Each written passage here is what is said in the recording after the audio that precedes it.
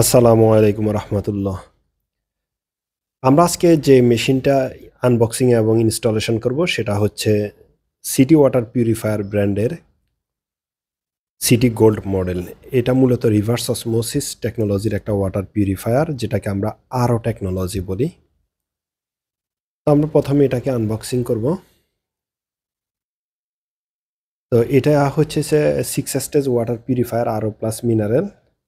তো আমরা এখানে সব কিছু সাজিয়ে রাখছি। এটা ইনস্টলেশনের জন্য যা যা লাগে, একটা ড্রিল মেশিন লাগবে, হ্যামার লাগে, প্লাস লাগে, রেঞ্চ লাগে, থ্রেড ট্যাপ লাগে। তো সব কিছু আমরা এখানে আগে সাজিয়ে রাখছি। তারপর আমরা এটার ভিতরে প্রত্যেকটা ছোট ছোট প্যাকেট থাকে, কারণ এইখানে একটা স্টোরেজ ট্যাঙ্ক থাকে, পাইপ থাকে, ওয়াটার পিউরিফায়ারের পার্টটা আলাদা থাকে এবং ছোটোখাটো অ্যাক্সেসরিজগুলো অন্য জায়গায় থাকে। তো আমরা এখন যেটা বের করতেছি সেটা হচ্ছে ওয়াটার পিউরিফায়ারের ইলেকট্রিক পার্টসের যে অংশটা সেটা। এরপরে রিভার্স অসমোসিস মেমব্রেন, যেটা মাদার ফিল্টার, সে অংশটা আমরা বের করতেছি। এখানে ফসেট থাকে, হাউজিং কি থাকে,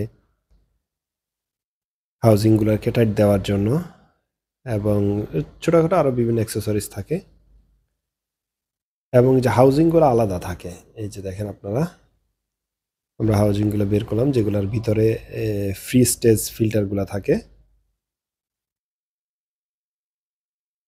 এরপর আমরা যেটা খুলতেছি এটা হচ্ছে স্টোরেজ ট্যাঙ্ক। এটা হচ্ছে একটা প্রেশার ট্যাঙ্ক। এগুলা কিছু কিছু ওয়াটার পিউরিফায়ার এমএস থাকে, কিছু কিছুতে এসএস থাকে।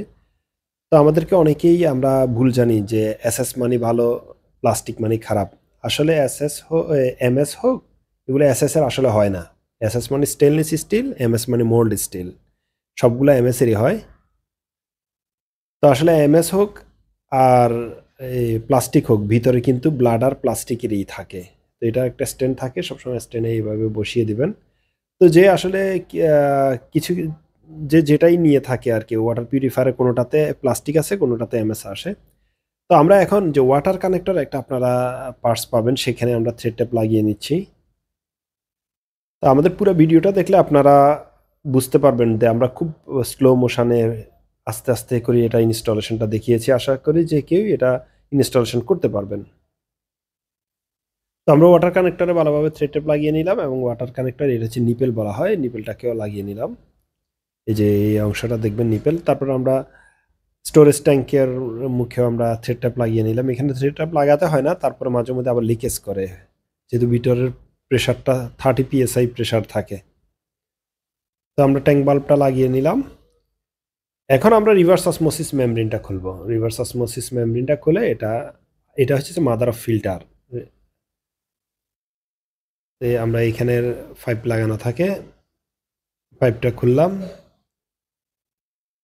পাইপ খুলে যে এটার ক্যাপটা খুলে ভিতর দিয়ে দিব। ভিতরে কোন পাশ যাবে, যে পাশে দুইটা রাবার আছে এই পাশটা সবসময় ভিতরের দিকে যাবে। চাপ দিলেই ভিতরে লক হয়ে যায়। আমি আবারও দেখিয়ে দিচ্ছি। এবং এই পাশটা বাহিরে থাকবে। আর এটা লাগানোর পরে সাধারণত এটা হাত দিয়ে টান দিলে খুলে না। এটার জন্য আপনাদেরকে একটা প্লাস, নোজ প্লাস অথবা প্লাস দিয়ে এভাবে টান দিয়ে খুলতে হবে, এবং ভালোভাবে টাইট দিয়ে দিব। এবং আরও মেমব্রেন টাইট দেওয়ার জন্য একটা মেমব্রেন হাউজিংও থাকে। তো আমরা এটা টাইট দিয়ে দিলাম ভালোভাবে। এরপরে আমরা যেটা করব, এটা ওয়ালে আমরা যে বরাবর সেট আপ করবো সেই বরাবর মেজারমেন্ট করে আমরা কিছু দিয়ে দাগ দিয়ে দেবো। আমাদের কাছে যেহেতু মার্কার ফ্যান আছে, আমরা মার্কার ফ্যান দিয়ে দাগ দিয়ে দিলাম। এটা হচ্ছে ফসেট ক্লাম, আর উপরেটা হচ্ছে ওয়াটার পিউরিফায়ারটা আমরা মেজারমেন্ট করি দাগ দিছি। এখন সেই বরাবর আমরা ছিদ্র করতেছি। এখানে আপনারা 1 ইঞ্চি অথবা 1.5 ইঞ্চি স্ক্রু দিলেও পারেন। 1.5 ইঞ্চি দিলে একটু স্ট্রং হয় আর কি। কিছু কিছু বিল্ডিং একদম খুবই ঠঙ্কু থাকে, মনে হয় যে ড্রিল মেশিন দেওয়ার সাথে সাথেই ভিতরের দিকে চলে যায়। তো সেখানে সেই সব ক্ষেত্রে আপনারা 1.5 ইঞ্চিরই দিবেন। এবং আমরা ফসেট ঝুলানোর জন্য, মানে যেটাকে আমরা ট্যাপ বলি, ট্যাপ ঝুলানোর জন্য আমরা 3টা ছিদ্র করে নিলাম। এখন রয়্যাল প্লাগ আমাদেরকে দিয়ে দিতে হবে ভিতরে। রয়্যাল প্লাগটা আমরা লাগিয়ে নিলাম। তো আমি সিটি ওয়াটার পিউরিফায়ার সম্পর্কে বলি। সিটি ওয়াটার পিউরিফায়ার 2012 সাল থেকে ওয়াটার পিউরিফিকেশন এবং ওয়াটার ট্রিটমেন্ট নিয়ে কাজ করে আসছে। আমরা কমপ্লিট ওয়াটার ট্রিটমেন্ট সলিউশন নিয়ে কাজ করি। অনেকের বাসাবাড়িতে খুবই iron removal plant, treatment plant করে, এবং ইন্ডাস্ট্রি ফ্যাক্টরিগুলোতে ওয়াটার ট্রিটমেন্ট করে। আমরা সব প্রত্যেকটা কাজ করে থাকি। আর ঢাকার ভিতরে আমাদের water purifier after sale service খুবই স্ট্রং এবং ওয়ান স্টপ সার্ভিস। আমরা 3 ঘন্টার ভিতরে ইমার্জেন্সি সার্ভিস প্রোভাইড করে থাকি। তো এরপর আমরা একটা স্ক্রু লাগিয়ে আমাদের ওয়াটার পিউরিফায়ার বডি যেটাকে বলা হয় ইলেকট্রিক পার্টস অংশটা আমরা ঝুলিয়ে নিলাম। এখন আমরা যে হাউজিংগুলো লাগাবো এই জন্য আমরা PP filter, box carbon, net কার্বনে অনেক সময় প্লাস্টিক মোড়ানো থাকে। হ্যাঁ, আমরা প্লাস্টিকগুলা খুলে এগুলাকে লাগিয়ে দেব। আরেকটা জিনিস আপনারা খেয়াল করুন, ভিতরে একটা হাউজিং রাবার থাকে হাউজিংয়ের মাথায়। ওই রাবারটা অনেক সময় ভিতর দিকে যে খুলে যায়, এটা কিন্তু আপনারা পজিশন মতো বসাই দিবেন। এই যে আমরা কি সুন্দর করে পজিশন মতো বসিয়ে দিছি। প্রত্যেকটা হাউজিং এর এরকম একটা রাবার থাকে, রাবার সিল বলে, এগুলাকে ও রিং বলে। তো আরেকটা জিনিস বলি, বক্স কার্বন কিন্তু খাঁজ কাটাবার সবসময় নিচে থাকবে, আর অন্যগুলার নির্দিষ্ট নাই, ডানে বামে যেদিকে হোক। তো এইগুলো আমরা লাগিয়ে নিব, তো বেশি টাইট দিব না, কারণ আমরা যখন ওয়াটার পিউরিফায়ারের কানেকশনটা দিতে যাব তখন এগুলোর ভিতর থেকে হাওয়াগুলো ছাড়তে হবে। যখন লুজ থাকে তখন হাওয়া যায়, পানি উপচে পড়লে আমরা তখন হাউজিং কি দিয়ে ভালোভাবে টাইট দিয়ে দেবো। ব্যাস, আমরা মোটামুটি লাগিয়ে ফেলছি, আমাদের অনেকটুকু ওয়াটার পিউরিফায়ার ইনস্টলেশন শেষ। এখন আমরা ওয়াটার কানেক্ট এই ফসেটটা লাগাবো। আপনারা দেখলেন এর আগে আমরা রয়্যাল প্লাগ দিয়ে ছিদ্র করে রেখেছি।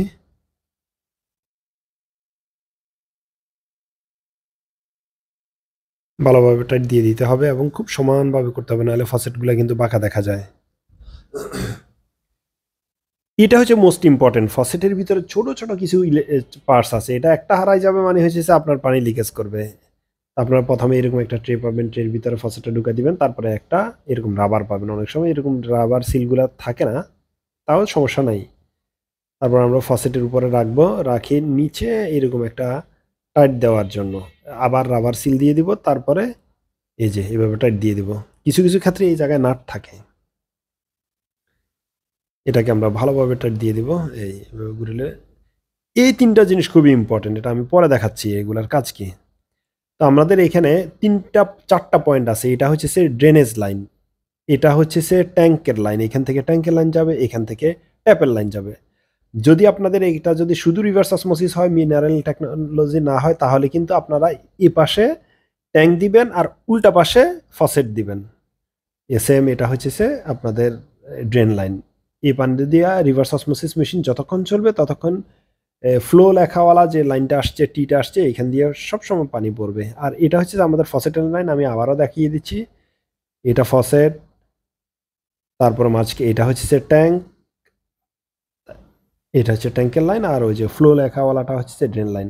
তো আমরা ফসেটের লাইনটা লাগিয়ে দিলাম। এগুলো লক সিস্টেম, ভিতরের দিকে চাপ দিলেই তারটা লেগে যাবে। আর এটা যদি খুলতে হয় আমাদেরকে লকের মাথায় ছোট্ট একটা লক থাকে, এটারে নখ দিয়ে চাপ দিয়ে ধরতে হয়। এইবার আসেন, এই যে প্রথমে আমরা নাটটা ঢুকাবো, তারপরে একটা গোল একটা লক আছে, লকটা ভিতরে ঢুকিয়ে দেব। এরপরে অনেক সময় এই জিনিসটা থাকে না, এই যে ছোট এই জিনিসটা থাকে না, এটার ভিতরে ঢুকিয়ে দেব। এরপর আমাদের কাজ হচ্ছে ভিতরের দিকে চাপ দিয়ে দিব। এই যে দেখেন, ওই যে নিচে দিয়ে আসি রিপিট হয়ে গেছে, এই যে এই জিনিসটা আমি যে বললাম যে 3টা জিনিস খুবই ইম্পর্টেন্ট, এই 3টা জিনিসই এই ক্ষেত্রে লাগে। বিশেষ করে যে গোল একটা ছোট একটা রিং এর মতো থাকে, ওইটা হারাই গেছে মানে হচ্ছে যে আপনার ফসেটটাই বাদ হয়ে যাবে। তো অনেক সময় বিভিন্ন বাড়িওয়ালারা এরকম ছিদ্র করতে দেয় না, এরকম রয়্যাল কেবল ক্লিপ লাগাতে দেয় না। সেক্ষেত্রে আপনারা এটা না লাগালেও চলবে, তবে তখন ডেকোরেশনটা অসুন্দর দেখা যায় আর কি, তারগুলো বিক্ষিপ্ত আকারে পড়ে থাকে, যেহেতু এটা একটা ওপেন টাইপ মডেলের মেশিন। আমি আবারও দেখাচ্ছি, এটা ভিতরের দিকে চাপ দিলে লেগে যাবে, নখ দিয়ে এভাবে আবার এই চাপ দিলে এটা খুলে যাবে, একদম সহজ। চাপ দিলেন, লেগে গেছে, সারাদিন টান দিলে আপনি ওটা ভেঙে চলে আসবে। তো এটা হচ্ছে সে ট্যাঙ্কির লাইন, ট্যাঙ্কির লাইন যেখান থেকে আমরা দিব। তো আমরা তো ট্যাঙ্ক বাল্ব আগেই লাগিয়ে রেখেছি। এখন আমাদের মাপ মতো আমরা তার পাইপটা কেটে নিব। অনেকে কি করে প্রথমেই টুকরা টুকরা করে ফেলে, না, এই যে আমার যতটুকু পাইপ লাগছে আমি ঠিক সেইখানে কাটছি।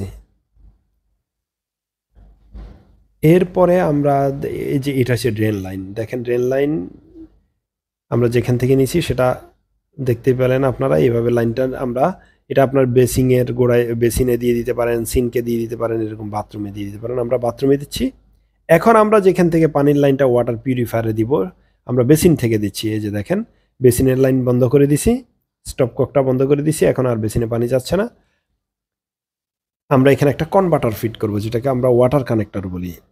তো আমরা একটু এটার মাথায় একটু সামান্য থ্রেড টেপ লাগিয়ে দিলাম। এরপরে এবার এই যে আমাদের ওয়াটার কানেক্টরের ভিতরে এরকম একটা রাবার থাকে, অনেক সময় রাবার থাকে না, এটা আমরা এখন টাইট দিয়ে দেব। তা আমি আবারও দেখাচ্ছি, এক পাশে বাহিরের বেসিনে লাগালে ভিতরের প্যাচটা, ভিতরের যে পাশে প্যাচ, আরেক পাশে বাহিরের প্যাচ। যদি আপনারা ট্যাপে লাগান, বাহিরের প্যাচটা ভিতরে ঢুকবে। এই যে আমরা এখন যেহেতু বেসিনে লাগাচ্ছি, ভিতরের প্যাচটা আমরা বেসিনের ওই যে যেখানে কনভার্টার লাগানো থাকে সেখানে আমরা এটা লাগিয়ে দিচ্ছি। অর্থাৎ কনভার্টার থেকে আবার কনভার্টার করা হচ্ছে। ভালোভাবে এটা দিয়ে দেব। এরপরে ওয়াটার নিপেলটা লাগিয়ে, যেটা গেট বাল্বটা লাগিয়ে দেবো। এটা এখান থেকে মূলত আমরা ওয়াটার পিউরিফায়ারের লাইনটা নিয়ে যাব। এরপর আমরা আবার বেসিনের লাইনটা আমরা সেটিং করে ফেলবো। ব্যাস, এখন আমরা ওয়াটার পিউরিফায়ারের একটা লাইন দিয়ে দিব। আমরা বেসিনের লাইনটা ছেড়ে দিয়েছি, পানি চলে আসতেছে। এই যে এটা হচ্ছে গেট বাল্ব, ছোট গেট বাল্ব আর কি। অনেক সময় ছোট বাচ্চারা এটা বন্ধ করে ফেলে, তখন এবার আমাদেরকে ফোন দিয়ে যে ভাই আমাদের তো মেশিনে পানি আসে না। তা আসলে এই জিনিসটা আপনারা খেয়াল রাখবেন পরবর্তীতে। এই যে আমরা ভিতরে এখন ওয়াটার লাইন, মেশিনে ওয়াটার পিউরিফায়ারের ভিতরে পানি দিচ্ছি, এটা সরাসরি চলে যাবে যে ওয়াটার কানেক্টরে চলে যাবে। এই যে আমরা এইখানে একটা নাট আছে, নাটটা খুলবো, খুলে যে পাইপের ভিতরে ঢুকিয়ে দেব। ঢুকানোর পরে চাপ দিয়ে, এটার মাথায় একটা ছোট্ট একটা জিনিস থাকে, যে ভিতরে চাপ দিয়ে দিব। চাপ দিয়ে দেওয়ার পরে লক হয়ে গেছে, আর লকটারে আটকানোর জন্য ওই নাটটা। ব্যাস, এটা একদম ভালোভাবে ফিটিং হয়ে গেছে। এখন আমরা তারপর একটু টাইট দিয়ে দিব রেঞ্চ দিয়ে, যেন পানি লিকেজ না করে। এই যে আমরা এখন পানির লাইন ছেড়ে দিছি, দেখেন হাউজিং এর ভিতরে পানিটা যাচ্ছে। এই যে এটা হচ্ছে গেট বাল্ব। তো আমাদের ওয়াটার পিউরিফায়ারটা সেট আপ শেষ। আপনারা আমাদের এই ভিডিওটা দেখে রিভার্স অসমোসিস ওয়াটার পিউরিফায়ার আপনারা ইনস্টলেশন করে নিতে পারেন। এই যে দেখেন। হ্যাঁ, তো আর এই যে পাশে এটা হচ্ছে ম্যানুয়াল ফ্লাশ। আগে এটা অটো ফ্লাশ আসতো। অটো ফ্লাশ বিভিন্ন সময় যখন বিদ্যুতের আপ ডাউন করে অটো ফ্লাশটা কেটে যায়। এটা আপনারা প্রতি 6 মাস পর পরে এরকম ডাইরেক্ট করে দিবেন, এরকম সোজা করে দিবেন, আর সবসময় এইভাবে বন্ধ থাকবে এটা। হ্যাঁ, এটা সবসময় এরকম থাকবে। 6 মাস পরে এরকম করে দেবেন। এতে করে আপনার আরও মেমব্রেনটার লাইফ টাইম কিন্তু অনেক বেড়ে যাবে। আরেকটা জিনিস দেখায়, অনেকের বিল্ডিংয়ের পানির প্রেশার থাকে না, এবং পুরাতন লাইন না হওয়ার কারণে, পুরাতন লাইন হওয়ার কারণে পানির প্রেশার থাকে না। তখন এরকম লো প্রেশার নামক একটা ইলেকট্রিক পার্টস পাবেন, এখান থেকে খোদাই করে লেখা থাকে লো প্রেশার। এই লো প্রেশারের কাজ হচ্ছে বিল্ডিংয়ের যদি পানির লো প্রেশার কম থাকে তাহলে কাট কাট কাট কাট করে মেশিনে শব্দ করবে। এই জন্য দুইটা তারে টান দিয়ে, প্লাস দিয়ে টান দিয়ে বের করে এগুলাকে আপনারা জয়েন করে দিবেন, একসাথ করে দিবেন। দেখবেন আপনাদের আর মেশিনে কটকট করে শব্দ করবে না। যাদের পানির ভিতরে হাই প্রেশার ভালো আছে, তারা এই কাজটা করতে যাবেন না। এরা এই পার্টসটারও একটা কাজ আছে, অবশ্যই এই পার্টসের একটা কোনো না কোনো বেনিফিট আছে। আমি আবারও দেখাচ্ছি, এটা হচ্ছে পানির ইন লাইন, অর্থাৎ ট্যাপ লাইনটা আসি ফ্রি সেডিমেন্ট হাউজিংয়ে যাবে। এটা সাধারণত সেডিমেন্ট ফিল্টারটা 2 থেকে 3 মাস পর পর চেঞ্জ করতে হয়। তারপরে মাঝখানে গ্রানুলার অ্যাক্টিভেটেড কার্বন 6 মাস পরে, তারপরে সিটিও যেটা সেটাও 6 মাস পরে। তো উপরে রিভার্স অসমোসিস মেমব্রেনটা সাধারণত চেঞ্জ করতে হয় 2 থেকে 3 বছর পর। তো প্রথম নিচে 3টা যদি রেগুলার আপনি চেঞ্জ করেন, উপরের এটা অনেকের 4-5 বছরও চলে যায়। আর টেস্ট অ্যান্ড অর্ডার এবং মিনারেল এগুলো আপনারা 2 বছর পরে চেঞ্জ করে নিতে পারেন। তো সিটি ওয়াটার পিউরিফায়ার থেকে প্রোডাক্ট কিনলে একটাই সুবিধা, আপনাদেরকে রিমাইন্ডার দেওয়া হবে ফিল্টার চেঞ্জের সময় হলে। তো ধন্যবাদ। আপনার যে কোনো ওয়াটার পিউরিফায়ার এবং ওয়াটার পিউরিফায়ার সার্ভিসের জন্য সিটি ওয়াটার পিউরিফায়ারের সাথে যোগাযোগ করুন। আসসালামু আলাইকুম রহমতুল্লাহ।